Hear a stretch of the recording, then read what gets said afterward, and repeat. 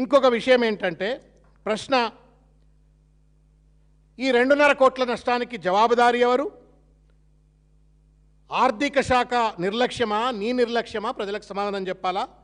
అట్లెట్ల సంతకం పెట్టినావు? కనీసం నువ్వు కౌంటర్ గ్యారంటీ లేకుండా లెండింగ్ ఏజెన్సీ నుండి నువ్వు ఎట్లా సంతకం పెట్టినావో సమాధానం చెప్పు. నేను అందుకే అంటా ఉన్నాను, administrative ignorance, arrogance, incoherence and incompetence అన్నీ కలిస్తే ఈ నిర్ణయం. మన ఇళ్ళలో అయితే అట్లా చేయం. మనం లోన్ ట్రాన్స్ఫర్ అన్నట్టే ఇది. చాలాసార్లు మనము ఇంటికి లోన్ తీసుకుంటాం, ఎస్బీఐ నుంచి లోన్ తీసుకుంటాం. ఐసిఐసిఐ అయినా తక్కువ ఇస్తా అని చెప్పనగానే ఏం చేస్తాం? ఐసిఐసిఐ అయిన అగ్రిమెంట్ అయిన తర్వాత నేను ఎస్బీఐని లోన్ క్యాన్సిల్ చేసుకుంటా, లేదు ఎస్బీఐ లోన్ను ట్రాన్స్ఫర్ చేస్తా. అట్లేం లేదు. ఇంట్లో కామన్ సెన్స్ లేకుండా ఒక మూర్ఖత్వంతో సీతయ్య ఎవడి మాట్లాడినట్టుగా రేవంత్ రెడ్డి తీసుకున్న నిర్ణయం. 5th క్వశ్చన్, మే 25న ఐఆర్ఎఫ్సి ఒప్పందం అయింది అని చెప్తున్నారు. ఇవాళ ఈరోజు రేవంత్ రెడ్డి గారు ఆ ఐఆర్ఎఫ్సితో మీరు చేసుకున్న ఒప్పందం రద్దయిందా? ఒప్పందం ఇంకా చెల్లుబాటులో ఉందా? ఒప్పందం ఒకవేళ రద్దయినట్లయితే ఐఆర్ఎఫ్సి మీకు ఏమైనా నోటీస్ పంపిందా? మీకు ఐఆర్ఎఫ్సికి మధ్యన జరిగినట్టుగా ఉత్తర ప్రత్యుత్తరాలు పబ్లిక్ డొమైన్లో పెట్టండి అని నేను డిమాండ్ చేస్తూ ఉన్నాను. రెండవది ఏంటి అంటే 13,537 కోట్ల రూపాయలు ఏదైతే నువ్వు సంతకం చేసినావు కదా, అధికారికంగా సంతకం చేసిండ్రు కదా, అది చీఫ్ సెక్రటరీ, తర్వాత రామకృష్ణారావు గారు, ఇంకా హెచ్ఎంఆర్ఎల్కి సంబంధించిన ప్రతినిధి, తర్వాత ఐఆర్ఎఫ్సికి సంబంధించిన దూబే అని ఒక ఆయన, ముగ్గురు కలిసి సంతకాలు పెట్టినరు. వీళ్ళ కనీస విధి విధానాలపైన అవగాహన లేకుండా సంతకం పెట్టిన వాళ్లను బాధ్యులు చేద్దామా? సంతకం పెట్టాలని ఒత్తిడి చేసినట్టుంటక రేవంత్ రెడ్డి గారు మిమ్మల్ని నేను బాధ్యుడు చేయాలనా అని నేను అడుగుతా ఉన్నాను. ఇకపోయినట్టయితే ఇంకొక ప్రశ్న నేను తమ దృష్టికి తీసుకొచ్చే ప్రయత్నం చేస్తూ ఉన్నాను మీడియా ద్వారా. ఇవాళ 84 కోట్ల 32 లక్షల రూపాయలు ఏదైతే ప్రజల సొమ్ము ఐఆర్ఎఫ్సికి అప్ఫ్రంట్గా ప్రాసెసింగ్ ఫీజు అని కట్టిండన్న. అప్ఫ్రంట్గా ప్రాసెసింగ్ ఫీజు కట్టిండు. మొన్న కిషన్ రెడ్డి గారు, రేవంత్ రెడ్డి గారు ఇద్దరు కలిసి ఏం చేసినారు? ఎస్బీఐ క్యాప్స్ను నియమించినారు. ఇప్పటిదాకా ఐఆర్ఎఫ్సి ఒప్పందం రద్దయిందా, రద్దు కాలేదా తెలియదు. ఈ 84 కోట్ల రూపాయలు ఐఆర్ఎఫ్సికి ఇచ్చింది వాపసు వచ్చిందా? రేవంత్ రెడ్డి సమాధానం చెప్పు. వాపసు రాకపోతే వాపసు తీసుకునేటువంటి ఒక ప్రయత్నం ఎట్లా చేస్తావో చెప్పు. అధికారికంగా నువ్వేమైనా ఐఆర్ఎఫ్సికి డిమాండ్ పత్రం పంపినవా? 84 crores of rupees నాకు నీ రీపే చేయాలని పంపినవా? పంపకపోతే ఎప్పుడు పంపుతావు అని వాళ్ళ మేము బీఆర్ఎస్ పక్షాన డిమాండ్ చేస్తూ ఉన్నాం. 7వ ప్రశ్న, అసలు ministry of housing and urban అఫైర్స్తో, గవర్నమెంట్ ఆఫ్ ఇండియాతో వివాదం పరిష్కారం కాలేదు, కిషన్ రెడ్డి గారిని మీడియేట్ చేయమని బతిమలాడుకున్నావు. మరి బతిమలాడుకున్నటువంటి ఒక పరిష్కారం కాకముందే ఎవడబ్బ జాగిర 84 కోట్ల రూపాయలు నువ్వు ఐఆర్ఎఫ్సి కట్టినావు? దీనికి సమాధానం చెప్పాలా? ఈ పేమెంట్ కోసం క్యాబినెట్ అనుమతి ఏమైనా తీసుకున్నావా? ఉంటే ఆ డాక్యుమెంట్ దయచేసి బయట పెట్టాలని కోరుతున్నా. తర్వాత ఈ ఒకవేళ 84 కోట్ల రూపాయలు 84.32 lakh crores ఏదైతే ఉన్నాయో ఇవి ఐఆర్ఎఫ్సి కనుక వాపసు ఇవ్వకపోతే ఈ నష్టాన్ని రాష్ట్ర ప్రభుత్వ ఖజానాలో రేవంత్ రెడ్డికి ఎట్లా చూపెడతాడో దయచేసి సమాధానం చెప్పాలా? అది బట్టి గారు చెప్తారా, రేవంత్ రెడ్డి చెప్తారా? సమాధానం చెప్పాలని కోరుతా ఉన్నాను. ఇకపోతే ఈ మొత్తం వ్యవహారంలో గ్రే ఏరియా అన్న ప్రజలకు తెలియాల్సిన అంశం. ప్రైవేట్ వ్యవహారం కాదన్న, ఇది ప్రజల వ్యవహారము. In democracy everything is transparent. అంత ట్రాన్స్పరెన్సీ ఉండంటేనే డెమోక్రసీ. జపాన్ సంస్థ అన్నాడు, ఇవాల్టికి కూడా సిగ్గు ఎగ్గులేదు ఈ ప్రభుత్వానికి. దురదృష్టం మీడియా వాళ్ళు కూడా పెద్ద ఎత్తున దీన్ని ప్రశ్నించట్లేరు. Very unfortunate. Private affair of Revanth Reddy లెక్క దీన్ని వదిలిపెడతా ఉన్నాం. ఇవాళ ఈ జపాన్ సంస్థ ఎవడు? ఇవాల్టికన్నా చెప్పు. 84 కోట్ల రూపాయలు ఐఆర్ఎఫ్సికి ఇస్తేవి, 1461 కోట్ల రూపాయలు మార్జిన్ మనీ నువ్వు ఎస్క్రూ అకౌంట్లో నువ్వు ఎల్ఎన్టీకి కడితివి. ఇంకా నువ్వు అండర్ టేబుల్ ఎవడోనికి ఏం డబ్బులు ఇచ్చినావో, జపాన్ సంస్థ ద్వారా నువ్వు 4% ఇంట్రెస్ట్ తెచ్చుకుంటున్నా అని డప్పులు కొడుతూ సంకలు గుద్దుకుంటువి. అవి 30,000 కోట్ల రూపాయల ఆస్తులు నేను 15,000 కోట్లకే తెచ్చుకున్నా అని సంకలు గుద్దుకున్న Revanth Reddy, who is this Japan organisation? సమాధానం చెప్పాలని నేను కోరుతా ఉన్నాను. గమ్మత్ ఏంటంటే, కేర్ఫుల్గా అయినా రేవంత్ రెడ్డి ఏం చెప్పినాడు ప్రెస్ మీట్లో? జపాన్ సంస్థ, అపరిచితుడైన జపాన్ సంస్థ ఐఆర్ఎఫ్సికి 13,000 కోట్ల రూపాయలు రుణం ట్రాన్స్ఫర్ చేసి పడేసింది అని అన్నాడు. ఆ సొమ్ము ఇప్పుడు ఐఆర్ఎఫ్సి దగ్గర ఉందా? జపాన్ వాపస్ తీసుకుపోయిందా? రేవంత్ రెడ్డి గారు సమాధానం చెప్పాలి కదన్నా. కనీసం ఐఆర్ఎఫ్సి అన్న చెప్పాలి కదా. ఒక వింత చెప్తా మీకు నేను. ఐఆర్ఎఫ్సికి 86 కోట్ల రూపాయలు ఇచ్చిండు అని చెప్పిన, ఇంతకుముందు చెప్పిన కదా మీకు నేను 84 కోట్ల రూపాయలు ఇచ్చిందని. వాడు ఐఆర్ఎఫ్సి ఏమంటున్నాడు నాకు 1 రూపాయి వేయలేదని వాడు అంటున్నాడు. ఈయనేమో పత్రికా సమావేశం పెట్టి నేను డబ్బులు ఇచ్చినా అంటున్నాడు. వాడేమో అఫీషియల్గా నేను డబ్బులు ఇవ్వలేదు అంటున్నాడు. ఎక్కడ పోయినాయి డబ్బులు? మరే ఈ అకౌంట్లోకి వెళ్ళి ట్రాన్స్ఫర్ చేసింది మీరు. దీనిపైన పారదర్శకత ఉండాలా లేదా అని చెప్పని నేను ప్రశ్నిస్తూ, ఇప్పుడు ఆ జపాన్ డబ్బు ఎక్కడుంది? ఐఆర్ఎఫ్సి ఖాతాలోనే ఉందా? జపాన్కు తిరిగి వెళ్ళిపోయిందా? అసలు ఐఆర్ఎఫ్సి ఖాతాకు జపాన్ డబ్బు వచ్చిందా రాలేదా? ఎందుకంటే రేవంత్ రెడ్డి ఒకటే చెప్పిండు అన్న పైసలు వచ్చినాయని. ఐఆర్ఎఫ్సి చెప్పలే, రేవంత్ రెడ్డే చెప్పిండు. రేవంత్ రెడ్డే 84 కోట్లు ఇచ్చినా అని చెప్పిండు. రేవంత్ రెడ్డే 1420 కోట్లు ఇచ్చినా అని చెప్పిండు. రేవంత్ రెడ్డే ఇవాళ ఎస్బీఐ క్యాప్ని పెట్టిండు. కాబట్టి డబ్బు ఎక్కడుంది? వచ్చిందా? వస్తే ఐఆర్ఎఫ్సి దగ్గర ఉందా? అసలు రాలేదా? సమాధానం చెప్పాలని చెప్పని నేను రేవంత్ రెడ్డి గారిని కోరుతా ఉన్నాను. ఎందుకు అంటే ప్రజలకి హక్కు ఎందుకు ఉందంటే, ఇది 13,600 కోట్ల రూపాయల 13,600 కోట్ల రూపాయల అప్పు. ఇది మనం కూడా ఒక రూపాయి 2 రూపాయలు 100 రూపాయలు ఏదో మనం కూడా అప్పు పడతాం. కాబట్టి మనకు ఆ రుణం సంగతి డీటెయిల్స్ అన్నీ తెలవాలా, తెలిసి చెప్పే బాధ్యత రేవంత్ రెడ్డికి ఉంది అనే ఒక విషయాన్ని నేను తెలియజేస్తా ఉన్నాను. ఇంకొకటి ఏంటంటే, ఇవాళ ఇప్పుడు ఐఆర్ఎఫ్సికి ఆ 84 కోట్లు ఇచ్చినావు నువ్వు. మరి 84 కోట్లు ఇచ్చిన తర్వాత వాడు లోన్ నీకు క్రెడిట్ చేయలేదు, డబ్బు వచ్చిన తర్వాత కూడా క్రెడిట్ చేయలేదు. వాడి మీద నువ్వు డబ్బు ఇవ్వట్లేడు ఎందుకని చెప్పని లోన్ కనీసం కోర్టుకి ఎందుకు పోలేను? You could have explored an option to go to the court కదా. If Revanth Reddy is really governed by good IAS officers, బ్యూరోక్రాట్లో ఉన్నటువంటి ఒక పెద్ద పెద్ద ఐఏఎస్ ఆఫీసర్లు, తెలివి మంత్రులు, చట్టం, న్యాయం, ధర్మం, రూల్స్, బిజినెస్ రూల్స్ అన్ని తెలిసినటువంటి ఒక మేధావులే కనుక ఆయనతో ఉన్నట్టయితే, ఐఆర్ఎఫ్సి సొమ్ము ఎప్పుడైతే బ్యాంకుల్లో ఉన్న తర్వాత జపాన్ సొమ్ము అది నీకు రాష్ట్ర ఖజానాకు రాకపోతే నువ్వు ఎందుకు అడగలేదు? కోర్టుకు ఎందుకు పోలేదు? ప్రెస్ మీట్లు పెట్టి కిషన్ రెడ్డికి లవ్ లేఖలు రాస్తే ఎట్లా పరిష్కారం అవుతుంది అనుకున్నావు రేవంత్ రెడ్డి? దానికి కూడా సమాధానం చెప్పాలా అని చెప్పని నేను కోరుతా ఉన్నాను. ఇంకోటి ఏంటంటే, లోతుగా విశ్లేషిస్తే తెలుస్తున్న పరిస్థితి, జపాన్ వాడు 4%కే ఇంట్రెస్ట్కే ఇస్తాడట, అది ఐఆర్ఎఫ్సికి. ఐఆర్ఎఫ్సి 2.5%కే మనకి ఇస్తాడట. అంటే ఈ మధ్యలో ఐఎమ్ రివర్సింగ్, జపాన్ వాడు 2.5%కి ఇస్తాడట, ఐఆర్ఎఫ్సి వాడు 4%కి ఇస్తాడట. అంటే 1.5% ప్రాఫిటబిలిటీ ఎవరిది? ఐఆర్ఎఫ్సిది. ఇప్పుడు ఐఆర్ఎఫ్సికి రద్దు చేసి పడేసి నువ్వు ఎవరి దగ్గర పోయినావు? ఎస్బీఐ క్యాప్స్ దగ్గర పోయినావు. మరి వాడు ఐఆర్ఎఫ్సి వాడు ఏమైనా నష్టపరిహారం కోరుతా ఉండా? నిన్నేమన్నా నీ లావాదేవీలు ఏంది, క్యాన్సిలేషన్ లెటర్స్ ఏంది, దయచేసి బయట పెట్టాలని చెప్పని నేను కోరుతా ఉన్నాను.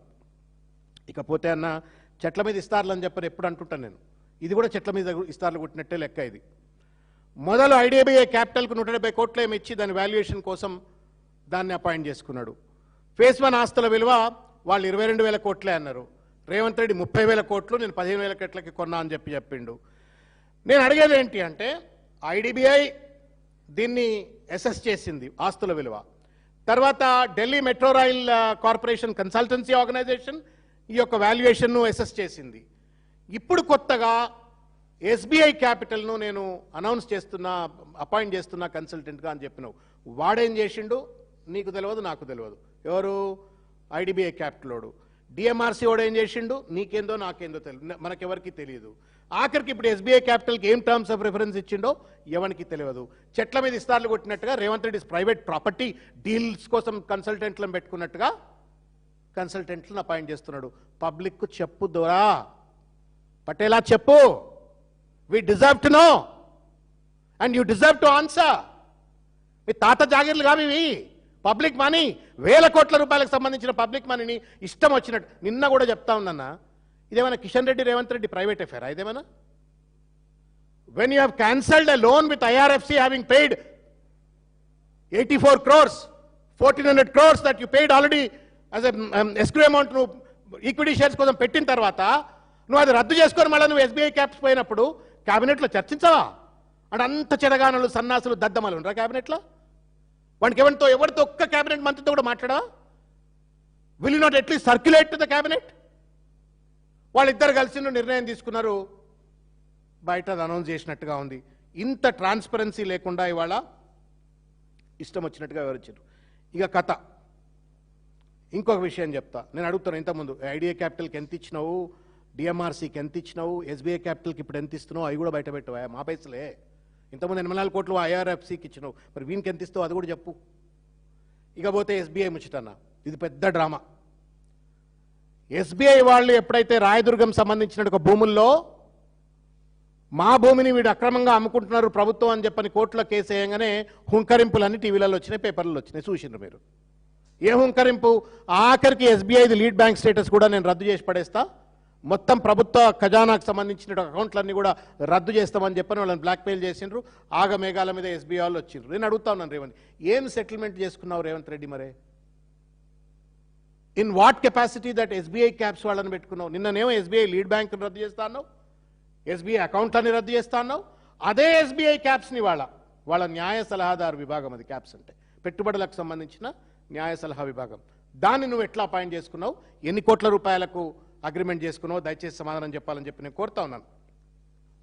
ఇకపోతే ఐఆర్ఎఫ్సి 4% వడ్డీకి 13,537 కోట్లు ఆమోదిస్తే ఇప్పుడు ఏమైంది? అప్పుడు 4%కి ఇచ్చింది అది. ఇప్పుడు ఎస్బీఐ క్యాప్స్ అనేటోడు వాడు మార్కెట్ నుంచే తీసుకురావాల్సి వస్తుంది, 7 to 9%, 7 to 8% తీసుకొస్తుంది. ఈ నష్టాన్ని ఎవరు భర్తీ చేస్తారో రేవంత్ రెడ్డి సమాధానం చెప్పాలని చెప్పి నేను కోరుతా ఉన్నాను. నేను మళ్ళీ అడుగుతా ఉన్నాను, ఇప్పుడు ఎస్బీఐ క్యాప్స్ కొత్తగా నువ్వు పట్టుకొచ్చినావు, ఏప్రిల్ 29 నాడు ఎల్ఎన్టీతో చేసుకున్న ఎస్బీఐ ఒప్పందం ఇంకా చెల్లుబాటులో ఉందా? 1461 కోట్ల రూపాయలు నువ్వు మెట్రో రైలుకి చెల్లించినటువంటివి అవి ఎస్క్రో ఖాతాలో ఉన్నాయా? వాపస్ తెలంగాణ ప్రభుత్వానికి చేరిందా? ఇది లేకపోతే ఎస్బీఐ క్యాప్స్ రిపోర్ట్ 6 నెలలు 5 నెలలు పడుతుంది. ఆ రిపోర్ట్ వచ్చేంత వరకు కూడా మన పబ్లిక్ సొమ్ము ఆ ఎస్క్రో అకౌంట్లో అట్లే ఉంటుందా? రేవంత్ రెడ్డి సమాధానం చెప్పాలని చెప్పి నేను కోరుతా ఉన్నాను. 16వ ప్రశ్న ఇంతకుముందే మాట్లాడినా మళ్ళీ కూడా చెప్తా ఉన్నా, 30,000 కోట్లకు కొన్నా 22,000 కోట్లు అని చెప్పని ఐడిబిఐ చెప్తే నేను 30,000 కోట్ల అని చెప్పి మిస్లీడ్ చేసిండు. ఇది నీ సొంత వేదనేంది? ఈ పోకిరి ముచ్చట్లు ఎందుకు, సొంత కబుర్లు ఎందుకు? రేవంత్ రెడ్డి సమాధానం చెప్పాలని చెప్పి నేను కోరుతా ఉన్నాను. ఇంకో విషయం ఏంటంటే, ఇది చాలా ఇంపార్టెంట్ పాయింట్ చెప్తున్నాను. ఎస్బీఐ క్యాపిటల్ వాళ్ళు ఒకవేళ రేపు పొద్దునట్టు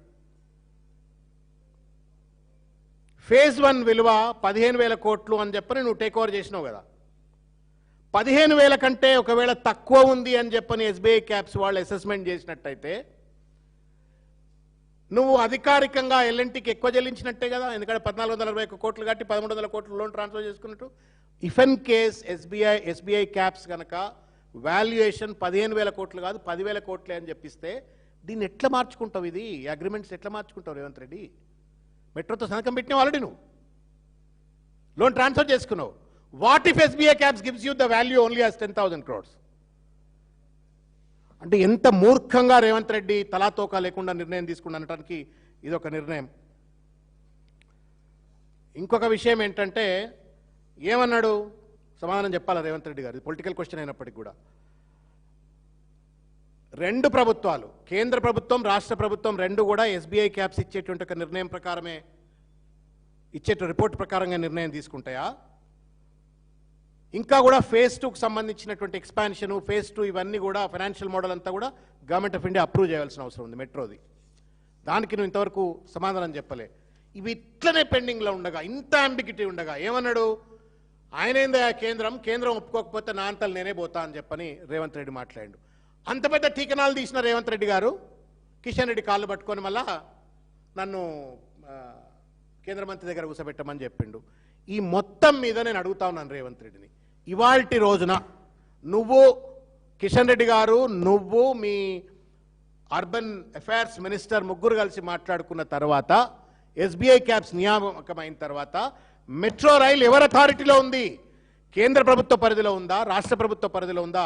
దయచేసి సమాధానం చెప్పాలని చెప్పని నేను కోరుతా ఉన్నాను. ఇకపోతే ఇప్పుడు శంషాబాద్ మెట్రో రైల్ రద్దు చేసినాడు Revanth Reddy. Scope of SBI క్యాప్స్ది బయటపెట్టు. నువ్వు రద్దు చేసిన దాన్ని కూడా ఇంటిగ్రేట్ చేసి స్టడీ చేస్తారా, కేవలం ఓన్లీ ఫేజ్ 1 లోనింగ్ అంశాన్నే స్టడీ చేస్తారా? దాన్ని కూడా సమాధానం చెప్పాలని చెప్పి నేను కోరుతా ఉన్నాను. ఇట్లా అనేక అంశాలపైన రేవంత్ రెడ్డి గారు సమాధానం చెప్పవలసిన అవసరం ఉంది. సిగ్గు ఎగ్గు లేకుండా, పరిపాలన అవగాహన లేకుండా, ఇమ్మెచ్యూరిటీ అంటాం మనం, administrative immaturity or individual immaturity. ఒక ఇమ్మెచ్యూరిటీ తోటి సీతయ్య ఏది నిర్ణయం తీసుకుంటే అదే ఫత్వా అని చెప్పని క్యాబినెట్తో కూడా చర్చించకుండా ప్రజలను పూర్తిగా కూడా డార్క్గా పెట్టి ఒక అడ్డమైన నిర్ణయం తీసుకుంటే ఇవాళ మెట్రో రైల్ ప్రాజెక్ట్ ఇవాళ 100 కోట్ల రూపాయలు ప్రజలపైన భారం పడి మెట్రో రైలే ప్రశ్నార్థకంగా మారింది. Squarely Revanth Reddy is responsible. మనం కాబట్టి కొంచెం మంచోళ్ళం కాబట్టి, తెలంగాణ ప్రజలు భారతదేశం ప్రజలు మంచోళ్ళు కాబట్టి ఇంత అడ్డమైన అడ్మినిస్ట్రేటివ్ డెసిషన్ తీసుకుంటే నడి రోడ్డు మీద బట్టలు ఇప్పి కొడతారు. లేకపోతే వేరే దేశాలలో అయితే పదవీచ్యుతుడిని చేయమని చెప్పని డిమాండ్లు వస్తుండే. He has no moral right to run this government. చిన్న డెసిషన్ ఇది. ఒక metro rail is small component of the entire governance of the state. ఒక చిన్న ప్రాజెక్ట్ను నడపడానికి రేవంత్ రెడ్డికి చేత కట్టలేదు. ఒక చిన్న ప్రాజెక్ట్ 13,000 కోట్ల రూపాయల లోన్ను రీఅడ్జస్ట్ చేసుకోవడానికి రూల్స్ తెలియవు, రెగ్యులేషన్స్ తెలియవు, సొల్లు మాటలు తెలుసు. దాంతో ఇవాళ మొత్తం వ్యవహారం అంతా కూడా ఇవాళ ప్రశ్నార్థకంగా అయినటువంటి ఒక పరిస్థితి. కాబట్టి నేను రేవంత్ రెడ్డి గారిని నేను విజ్ఞప్తి చేస్తూ ఉన్నాను, ఇప్పటికైనా సరే ఒళ్ళు దగ్గర పెట్టుకొని మీరు ప్రజలు అడుగుతున్నటువంటి, ప్రజల పక్షాన అడుగుతున్నటువంటి ఒక 23-25 ప్రశ్నలు ఉన్నాయి. దీన్ని నేను రేవంత్ రెడ్డి గారికి కూడా పత్రికా మీడియా సాక్షిగా చెప్తా ఉన్నాను. ఇది వారికి షేర్ చేస్తా. మీడియా వాళ్ళు కూడా దయచేసి ప్రజలకు అందజేయండి అని చెప్పి నేను కోరుతా ఉన్నాను. He played a mockery, please understand. నేను ప్రతిపక్ష నాయకుడిగా చెప్పట్లే, రేవంత్ రెడ్డి గారితో అక్కస్తూ చెప్పట్లే. He played a biggest mockery. Drama ఆడిండు దీని మీద. అన్నిట్లో ఆడుతున్నాడు, దీంట్లో కూడా ఆడిండు. దీని పర్యవసనం ఏంటి అంటే 100,000 కోట్ల రూపాయల ప్రజల సొమ్ము దుర్వినియోగం అవుతుంది. నేను ఈ ప్రశ్నలకు సమాధానం చెప్పకపోతే మాత్రం రేవంత్ రెడ్డిని వదిలిపెట్టేది లేదు. అవసరమైతే కోర్ట్ ఆఫ్ లా కూడా వెళ్తాం మేము. వీ విల్ రైజ్ ఫర్ అది పబ్లిక్ ఇంట్రెస్ట్ లిటిగేషన్స్ వేస్తామా లేకపోతే ఇంకోటి వేస్తామా, తప్పనిసరిగా వీటికి రేవంత్ రెడ్డిని జవాబుదారీ, ఈ ప్రభుత్వాన్ని, ఈ క్యాబినెట్ను జవాబుదారీ చేసేంత వరకు వదిలిపెట్టాం ప్రజల పక్షాన అని చెప్తా ఉన్నాను. ఇది బిగ్గెస్ట్ ప్రాజెక్ట్ ఆఫ్ హైదరాబాద్ అండి. డ్రామా ఆడిపడేసినాడు. అదేదో కిషన్ రెడ్డి గారు, రేవంత్ రెడ్డి గారు సొంత వ్యవహారం అయినట్టుగా క్యాబినెట్తో కూడా సంబంధం లేకుండా నిర్ణయాలు తీసేసుకొని ఎస్బీఐ క్యాప్స్ని అపాయింట్ చేసినాడు. ఎవడు దేనికి అపాయింట్ అయ్యిండు, ఎవడు ఏం రిపోర్ట్ ఇచ్చిండు, ఏ అపాయింట్మెంట్, ఏ టర్మ్స్ ఆఫ్ రిఫరెన్స్ అనేది కూడా చెప్పకపోతే ఎంత న్యాయం చెప్పండి ఇది. Thank you.